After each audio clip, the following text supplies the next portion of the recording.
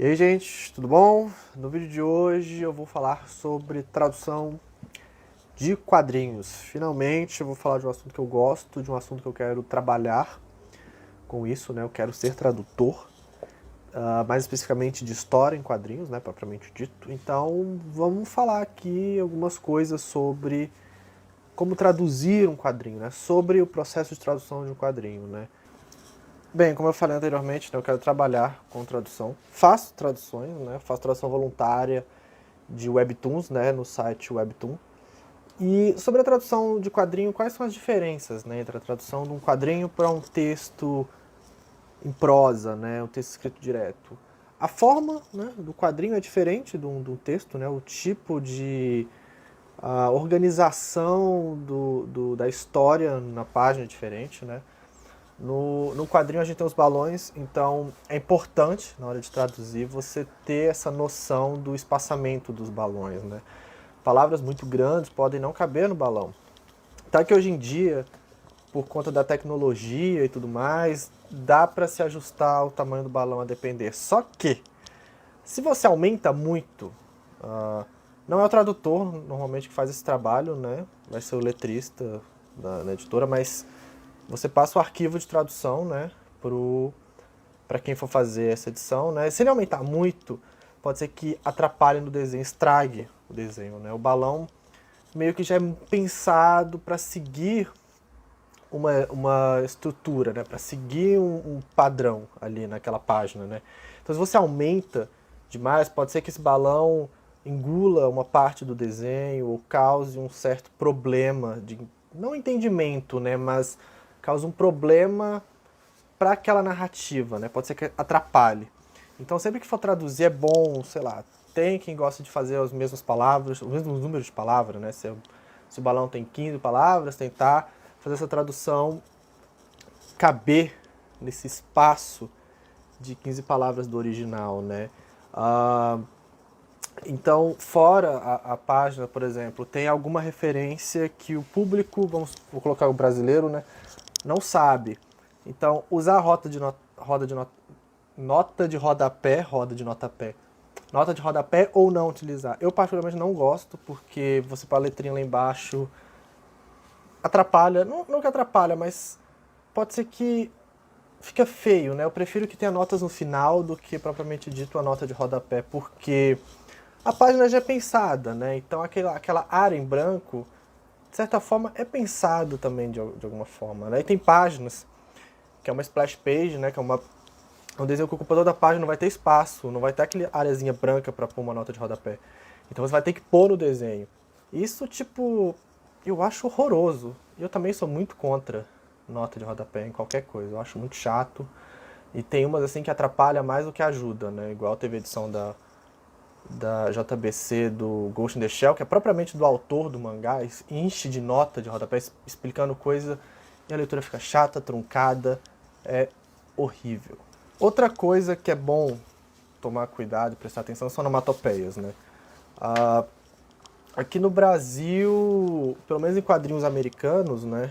A gente não se muda as onomatopeias. Então, a explosão, o boom, B-O-O-M, lá na gringa, a gente vai usar aqui da mesma forma. A gente não transforma no boom, B-U-M, né? Como é popular nos quadrinhos. Porém, quando são onomatopeias tipo japonesas, que a onomatopeia sempre está junto com o desenho, né?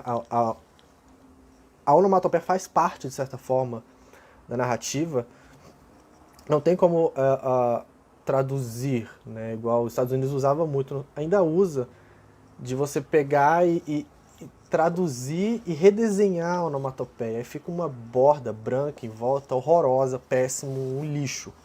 Aqui no Brasil, ainda bem, os mangás são pegos diretamente com o Japão, então a onomatopeia vem junto. Então, como você fazer o leitor saber do que se trata a onomatopeia? Porque tá lá, o cachorro japonês não late como o cachorro americano, que não late como o cachorro brasileiro, que não late como o cachorro francês, o cachorro russo, etc. Então, como você vai traduzir o latido do cachorro japonês, que é o wan-wan, na onomatopeia escrita com caractere japonês que a gente que usa um alfabeto diferente não vai entender. Então, normalmente, as editoras colocam um modo de leitura em cima, tipo um sound effects, tipo au au, se for um cachorro, né? Se for uma explosão, eu não sei como que é no Japão, sei lá, um badon, no Japão usa, vamos supor, aí coloca lá em cima boom, ou badon, ou normalmente a forma que se lê essas palavras, né? Sei lá, snin, snin, não sei. Aí vai colocar sunin, sunin, algo do tipo. Então as onomatopeias não são redesenhadas, né? Tem uma notinha em cima. Vou colocar algumas imagens aí, dá pra ter mais ou menos um norte de como é essa tradução, né?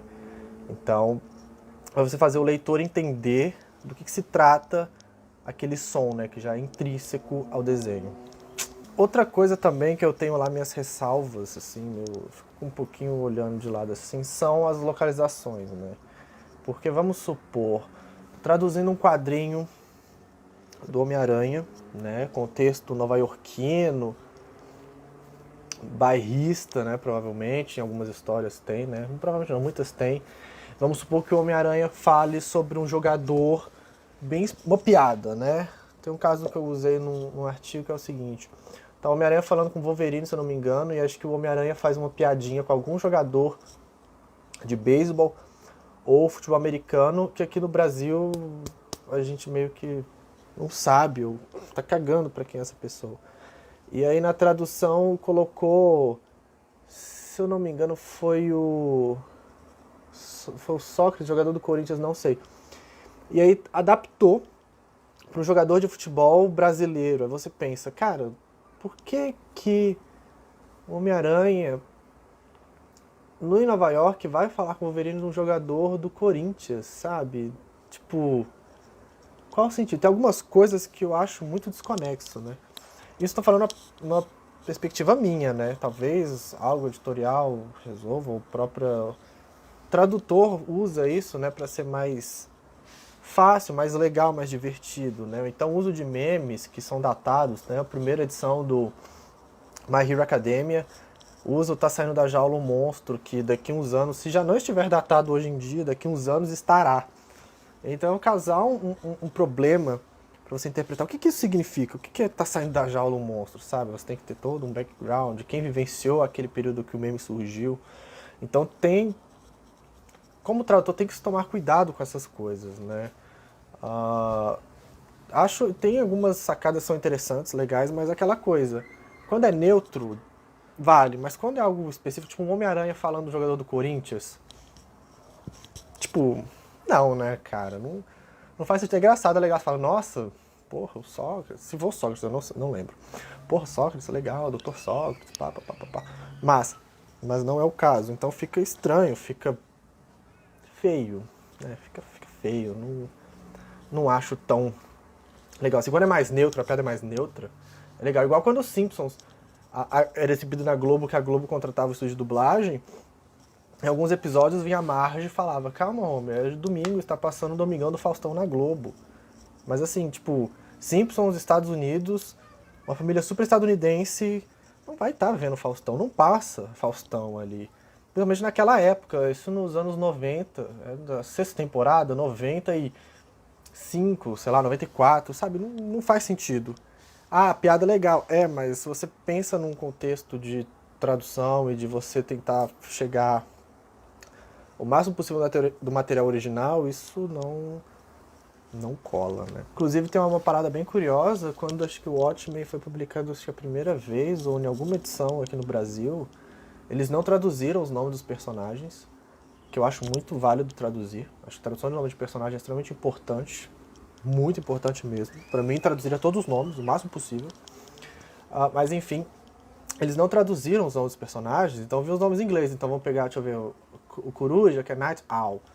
Aí lá embaixo, tipo uma notinha de rodapé, né, tipo uma legenda, eles colocavam como se pronunciava o Night Owl, mas sem ser no alfabeto, sem ser na escrita fonética, né, porque a educação brasileira não se ensina o alfabeto fonético, né, que é uma pena. Faço minha culpa que eu também não sei o alfabeto fonético, sei de algumas coisas só, mas é bem pouco. E aí embaixo colocava assim, a escrita Night, N-A-I-T-C-H, sei lá, Night Owl. AU, sei lá, AUL, algo do tipo assim, né? Pra pessoa poder ler a pronúncia mais próxima possível, né, do original, que não tinha tradução. E aqui no Brasil, depois que o JP pegou, o Night Owl virou Coruja, Silk Spectre virou Espectral, quem mais tem? Comedian virou comediante, e por aí vai, né? Se traduziu os nomes desses personagens, né? Então, é importante também para o tradutor focar nessas questões, né? De traduzir o nome do personagem. Se tem uma tradução não tão legal, talvez o nome impactante que pegaria não vai pegar. E aí, né? Igual o Rogue, que é a vampira. Tipo, não... Qual é? Mas vampira eu acho bem mais legal que Rogue. Rogue tem um sentido lá dos Estados Unidos, ela pegar o poder e anexar e tudo mais, mas vampira é super bacana, sabe? Bem legal. Igual a Wolverine que queriam traduzir, né, também, e não traduziu e etc. Ele virou Wolverine, que é impactante, todo mundo conhece, mas tem a tradução na Espanha, traduzem todos os nomes, né? Então na Espanha é Lobezno, o Deadpool acho que é Massacre, entendeu? Tem um preciosismo linguístico aí, que eu acho interessante. Não sou contra a tradução de nomes, e principalmente hoje em dia que a marca é mais forte, né? Então Super-Homem deixa de ser chamado Super-Homem aqui no Brasil para virar Superman. Ou semana passada teve um negócio sobre a She-Hulk, que é a mulher Hulk, né? Mas por causa da série, os portais de notícias brasileiros vincularam a notícia como She-Hulk, não Mulher Hulk, sendo que ela tem um nome brasileiro. As pessoas conhecem ela no Brasil como Mulher Hulk, né? Porque She-Hulk é marca, vai ter uma série, tem todo esse rolê, mas... Enfim, tradução de nomes é importante, vale a pena, né?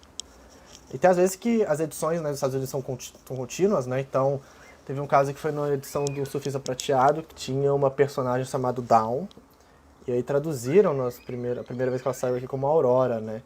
E lá pro final da série, né, edição sei lá quanto, a Dawn tinha uma piada. Esse nome dela tinha um significado, e a tradução feita como Aurora perdia esse negócio. Então tem que ter esse jogo, mas aí depois publicaram e acho que mudou e voltou. Deixou normal essa parada, né? Mas é sempre bom ter um pouco desse tato também. E acho que para finalizar é interessante falar como chega, né, o material nas mãos do tradutor, né? Hoje em dia está mais fácil por conta da tecnologia digital, então pode chegar o gibi em PDF para o tradutor vir fazer a tradução, ou pode ter o gibi físico, também pode enviar o gibi físico, ou talvez se o tradutor for uma pessoa que consome quadrinhos, né, que lê quadrinhos, pode já ter edição física em casa que pode usar, mas geralmente, pelo menos a grosso modo, hoje em dia está sendo por arquivos digitais, né, você lê e vai fazendo a tradução, manda o seu arquivinho pro teu editor, etc e tal, e aí as adaptações passíveis de acontecer vão acontecer, e depois o gibi é finalizado, literário, blá, blá, blá, publicado, e tá aí, uma tradução sua num quadrinho. É isso.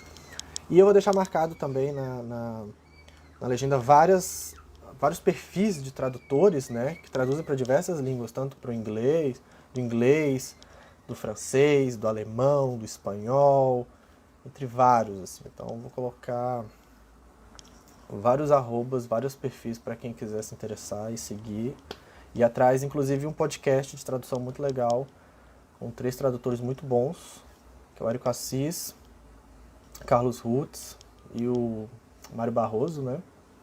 Que traduzem super-heróis e tudo mais, né? O Érico Assis traduz outras coisas, mas de outros tipos de quadrinhos, né? Mas tem a roupagem de super-herói no meio. É um podcast muito interessante e elucida várias dúvidas e falam de muitas coisas relacionadas ao mercado de tradução. Então, para quem tem interesse, vale muito a pena ouvir.